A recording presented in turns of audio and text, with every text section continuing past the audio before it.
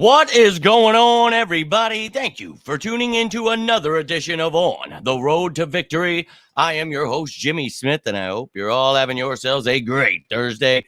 But we've got a little bit of Eagles news on the horizon here, and look, it's nothing crazy. It's OTAs, though, so it's sicko season. All of those who are out there like me just fiending for anything Eagles, well, we're here to talk about it, and we had our second day of full team activities. Now, 7-on-7s is what they're doing here. And, you're not seeing any kind of contact, anything like that. This is just a chance to get to, know the playbook, the players to get to know each other, the coaches to get to know the players, all that great stuff. And you're going to see certain people starting at certain positions one day. The next day, someone else will be starting.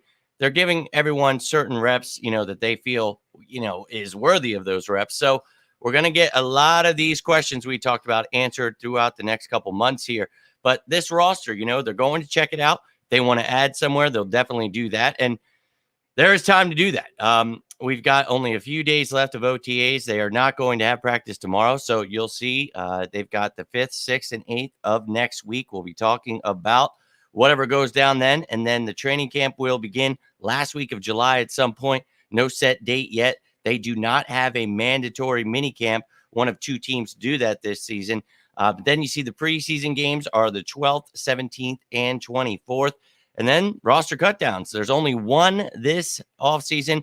That's August 29th. So going to see a lot of these young guys in action during the preseason. And I think it's much better with this one cutdown. You'll get a lot more opportunity for some of these back end guys to show what they've got. So excited about that. But time to be had here, ladies and gentlemen. But we're going to talk about what was seen today from the reporters, what they gave us. We'll take a look at some of the pictures they shared with us, and I'll talk about what I heard from the press conferences earlier today. Now, I wanted to make this video after that happened, but some things came up. So I luckily have some notes here going to try to remember all the things I wanted to. So let's rock and roll, but appreciate each and every one of you taking the time. Let's go, my man Justin in here, and appreciate you always tuning in, always with the kind words.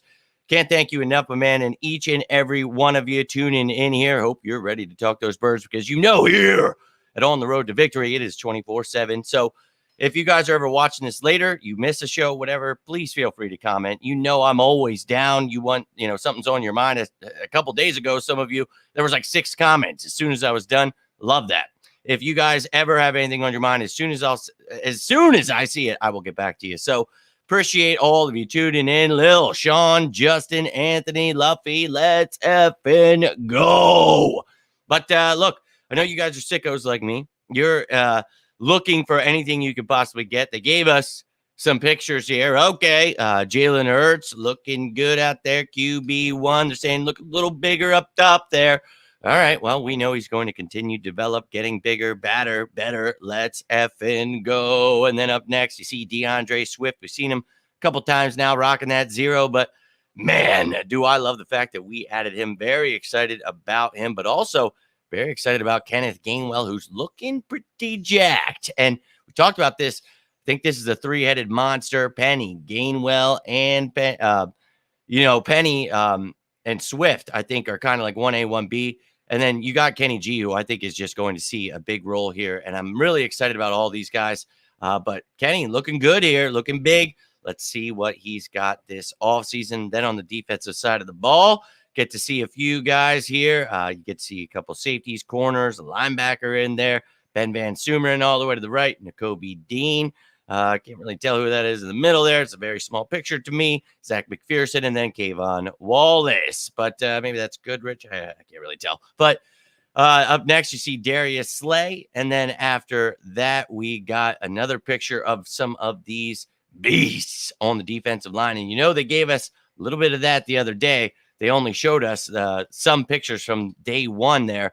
And that was of these defensive linemen. But Jordan Davis, Jalen Carter about to wreak havoc on the NFL. Let's effing go. But those pictures the other day that we talked about, you see the beast in Jalen Carter. You see Fletcher Cox was there. But today, he was actually not in participation. But you see Milton Williams there. And then, of course, Jordan Davis. But again, I took some notes. Now, some of the things I was reading from some of the other people that were actually there, Jalen Hurts, he was looking good. I know some people like to keep stats of OTAs. God help us. I saw somebody like, oh, he was 7 for 11. It's like, all right, dude, let's simmer down here. Situational football, 7-on-7, putting themselves in precarious positions, doing things to find out what they need to work on. So you got to take everything with a grain of salt, man. I'm not really a big stat watcher when it comes to the off-season activities. So not going to be giving you that. But I will tell you that Cam Jurgens was at right guard to start the all-season activities, and right tackle was Jack Driscoll. Lane Johnson was not there today. Now, I had a list of all the people who weren't there. Let me get to that. So not in attendance was Devontae Smith, Lane Johnson on the offensive side of the ball. And then on defense, Fletcher Cox, Brandon Graham, Hassan Reddick, Derek Barnett, and then Avonte Maddox was there, but he was off to the side. So he also was not participating. But Edmunds and Reed, they were starting at safety. Nakobe Dean with the green dot and Morrow, they are the starting linebackers. And look, Jurgens at right guard, we talked about this throughout the offseason. He's probably going to be there, but they're going to tomorrow probably be Steen, So just keep in mind, it is a battle here. And I still think that it is going to be Tyler Steen who wins that job, but may the best man win. And either way, I feel pretty comfortable about it. And I'll tell you what we heard from Cam Jurgens then. But Quez, he was the wide receiver 3. Lamade is going to have to prove his worth. And then the punter battle apparently was looking pretty good. Some boots out there. So Legatron, Sipos, let's get it going, man. But then after that, we talked about Marcus Mariota. What a great backup, I thought, upgrade over Gardner Minshew. He threw a pick today to Christian Ellis. Take all that stuff with a grain of salt, man. I'll tell you what happened, but it really, we're just finding out, what's going on with the team. And I think, we know what we have in Marcus Mariota. So not a big deal, but those are the things that they talked about today.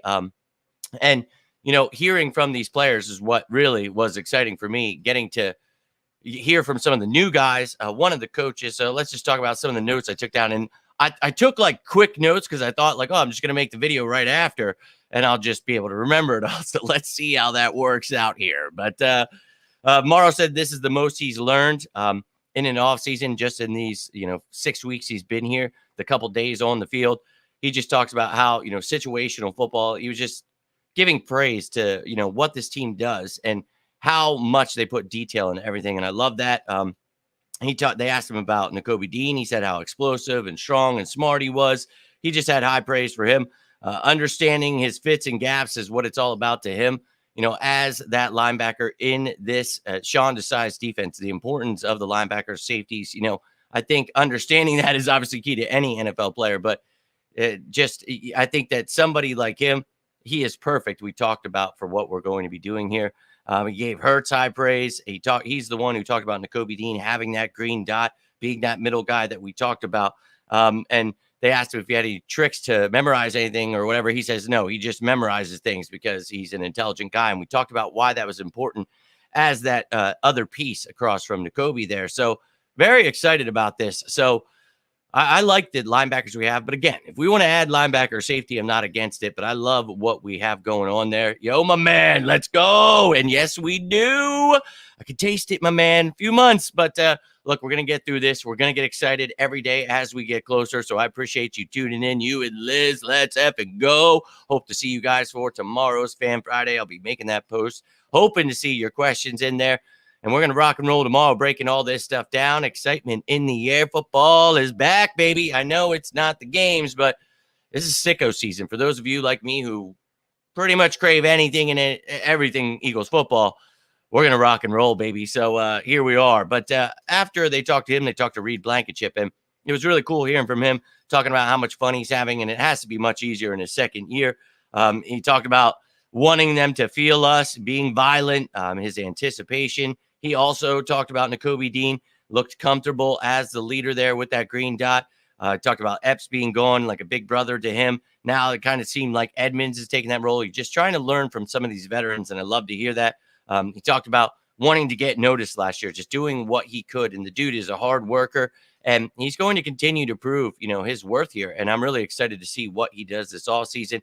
Talked about how much he loved just the family atmosphere, what Sirianni was building here. And I just think he is a key piece here. And I'm really excited to watch him grow as a Philadelphia Eagle. So was cool to hear from him. But then they had DK McDonald up, the defensive back coach there, and talked about connecting with the guys. He's essentially just switching positions, and we talked about that. He was an assistant, now he's just a D-backs coach, so whatever. But he talks about people being drawn to Sirianni, the connection, how much love he has for the game and his football IQ, and we all know that's why I was such a big fan of the hire. And I think that he's proven, making it to the Super Bowl in a couple years there, and clearly it's a group effort. But the dude is doing pretty well here, and I'm excited about the future for him as well. He talked about opportunity for people to step up, lots of competition in the secondary. And yes, there sure is. And we talked about that leading up to these OTAs, the best battles here. My God, we've got some great safeties, great corners. I'm pretty pumped up about it. He talked about Sidney Brown. Oh, my God. You guys know how much I love that young man. He talked about, knowing him for a long time, talked about how much he loves his game. And he has that growth mindset, just trying to get better every day. And look, we talked about him before the draft. I think this kid is going to be an effing stud. Him and Reed Blankenship are the future here. But Terrell Edmunds, as a veteran, being able to help them out, I think another key piece here. So love to see that. He talked about he's just never pleased and loves his skill set. So that was a big reason for loving the pick here. Sidney Brown for him. Talked about Zach McPherson getting work inside and outside. We talked about that. Having that versatility will help you make this squad. And that is one of those players who can do that. So they are going to get him work in and outside. Talked about Reed being comfortable, taking charge, just a smart player. And again, I think he's going to do great as one of the leaders on this defense. Talked about Kaylee Ringo, just being able to pick the brains of, some of the great guys we have here in Slay and Bradbury, and, just a bright future for him. And I think so too. And we talk about, all the guys we've added and some of these younger guys being able to learn from these vets. It's going to be huge, and I'm excited about it. So watching these old vets help these younger guys, all about it, man. And then Jurgens stepped to the podium, talked about his weight. He's 305, wants to be around 310. We talked about, Steen being more of that 320 range. What you like to see, the 350 range, Landon Dickerson. So trying to get bigger and badder, 340 for Steen, get somebody monstrous. And look, whatever happens, but he talked about, changing to guard and, being an athlete, still being able to do that. But he talked about the difference, calling things out as the right guard now rather than being the center who makes sure everybody's on the same page. So different jobs there, but I think it'll be easy for him. Talks about he had reps at right guard last season, so that's definitely helpful. Then he had mentioned what Jason Kelsey said, like, hey, sorry, I'm coming back, man. Just like kind of said that to him. It's like, hey, what are you going to say? So love it. Excited about Jurgens. If he wins the job, pumped about it. I think he is the center of the future here. So love the kid. And if Steen does beat him out, that's not a knock on who he is. I just think that Steen, Stout is a big fan and thinks he could be something. We'll see what that becomes. But then final was Jordan Davis up to the podium, and he talked about maturing, having a bigger role. And we've all mentioned that. We know this is a big time for him to step up. He knows what's expected from him. He's ready. I'm ready. He's excited to have his Georgia guys. He talked about, telling them they were going to get drafted here, Jalen Carter and Nolan Smith. So pumped to have them with Nakobe Dean here. So yeah, let's go. He knows what it takes. And he talked about just having that brotherhood. Talked about one of his brothers and Nakobe Dean having that chip on his shoulder going in the third round. These guys together, I think that this defense, clearly those guys we just added 2 national championships.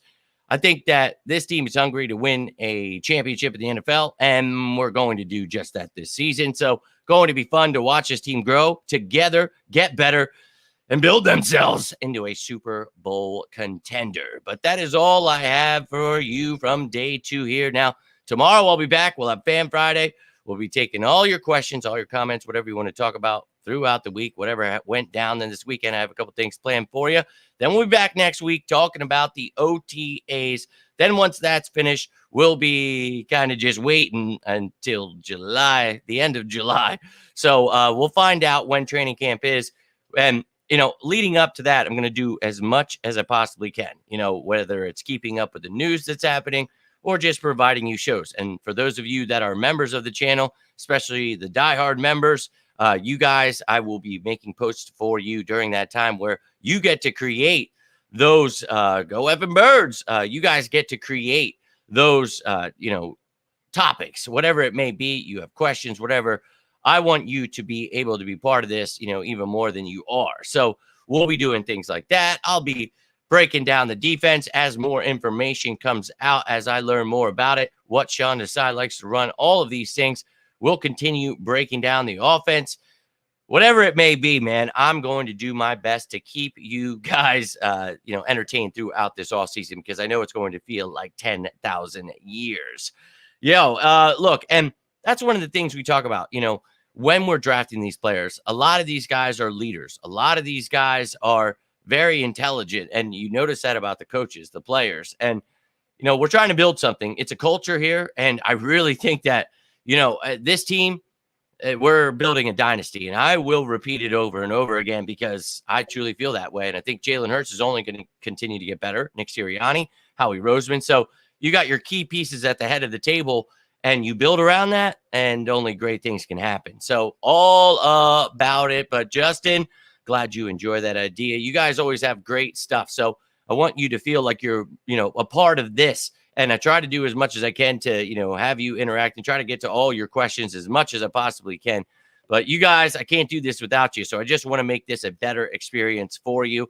Someone mentioned Nolan Smith trying to take all the reps. Oh, hell yeah. And he lined up for Hassan Reddick with the first team today, but obviously Hassan Reddick wasn't there. Brandon Graham wasn't there. So, you take all that with a grain of salt.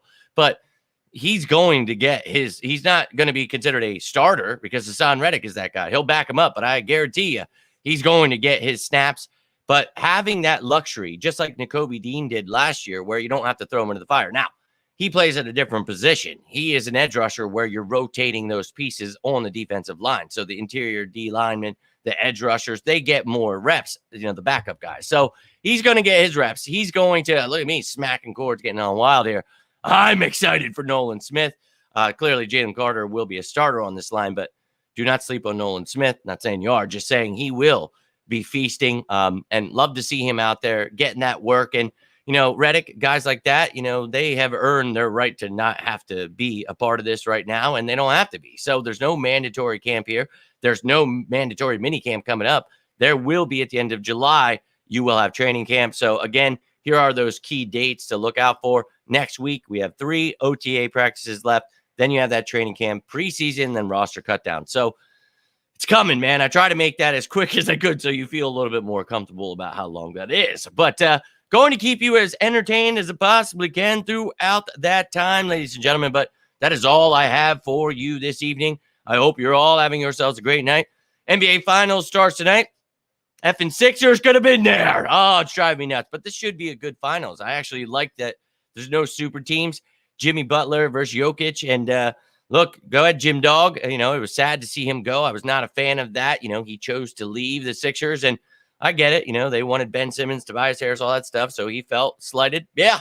But I still love Jimmy. And I just want to see them go beat the Nugs. So I'm all about it, but it should be a good series, man. So I hope you guys enjoyed that. But I'll be back tomorrow. Fan Friday. Hope to see you then. Bring all your questions. I'll get to as many as I possibly can. You guys can chime in and help answer some of the questions that are there.